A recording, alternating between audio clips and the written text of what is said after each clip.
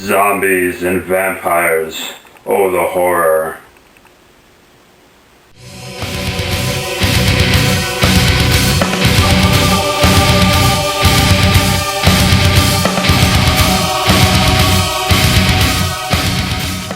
Hey everybody, I'm the Headbanger and welcome to another Horrors Ball. Really excited today. I'm going to do what I like to do best, and that's just the whole show will be recommendations. I did this way back in episode 2. Did a episode on low budget horror.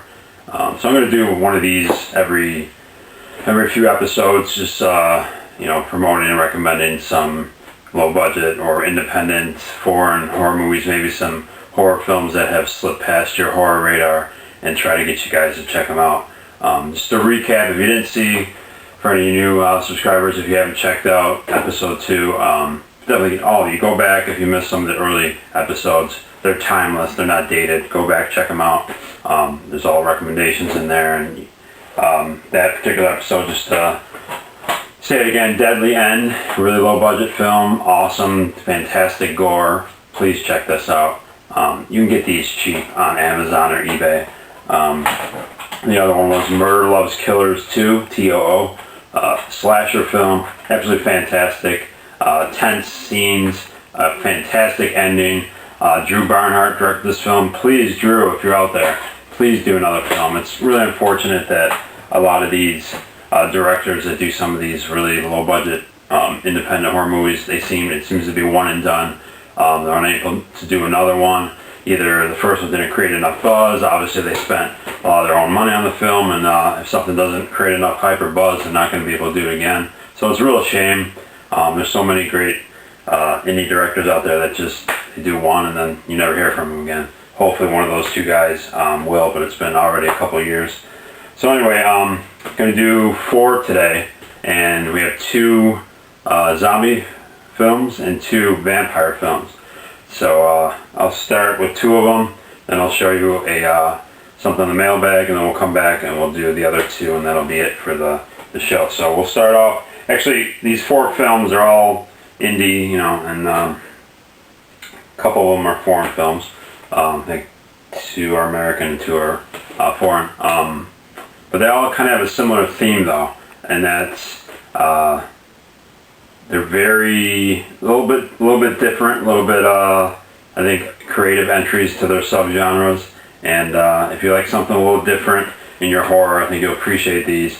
All 4 of these films, good script, heavy on dialogue, and big on character development. So if any of those phrases scare you or turn you off, you probably won't enjoy these films. I like anything, as you all know.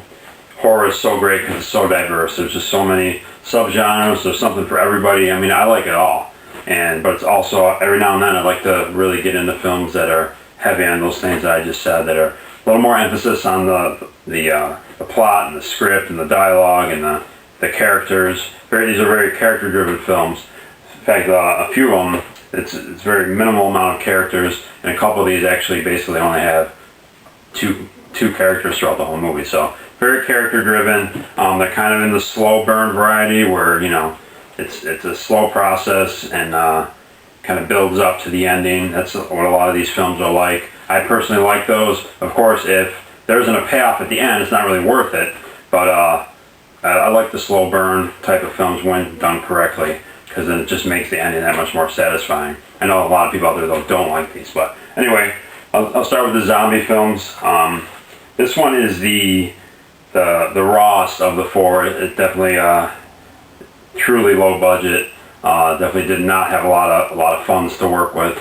But I think despite that, they really did the best they could, and it's just an admirable film. I mean, it certainly has its plots. Being of the 4, having the lowest budget, you got to deal with some there's some problems with it. Sure, it has its deficiencies, but overall, just an admirable effort.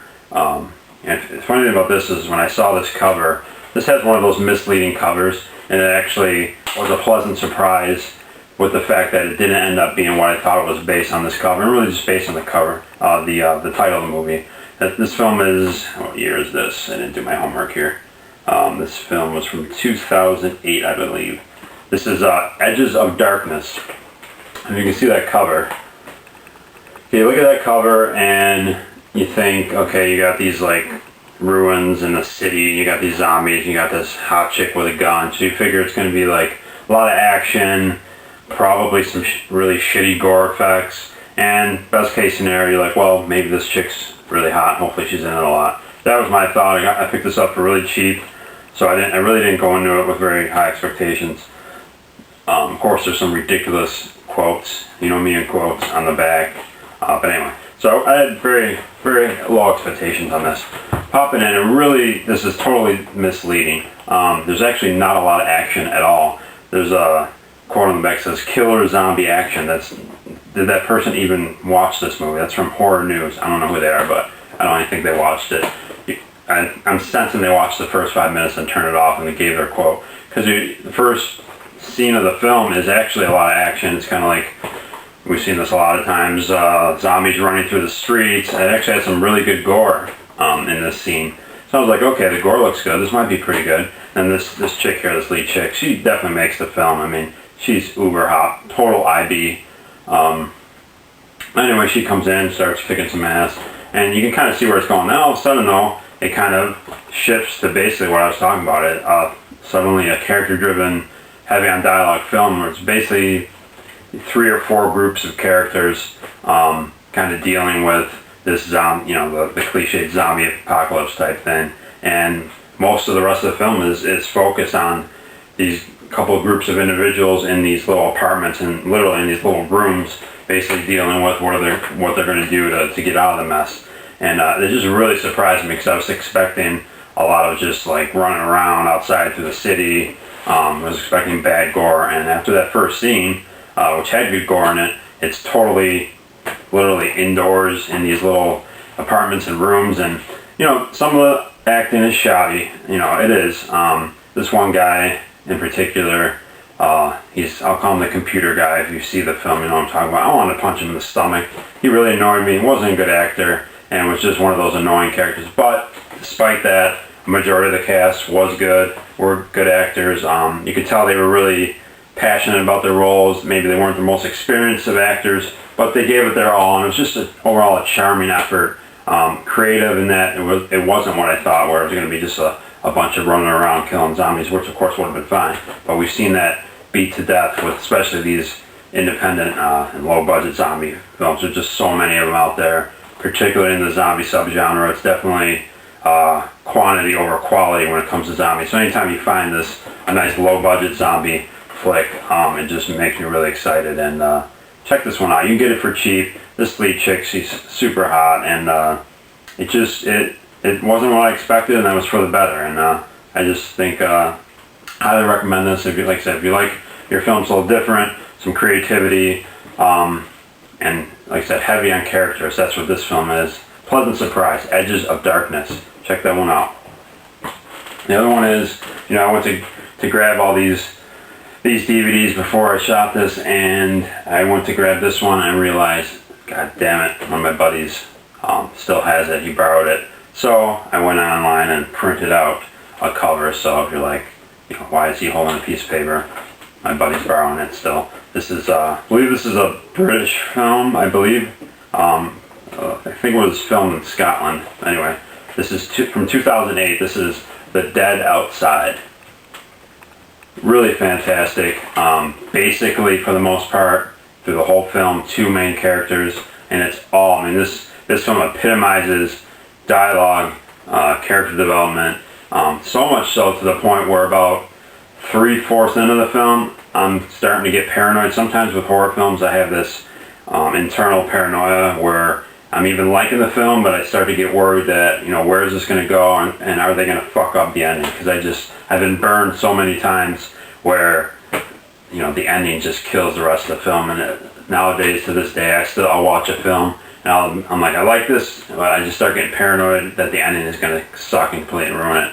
This was really true with this film. I'm wondering, and this is definitely a slow burn, which I really like, but I was really starting to get concerned because it was getting later and later in the movie. Like, is this going to have any type of finish, any type of big ending here, and it definitely did.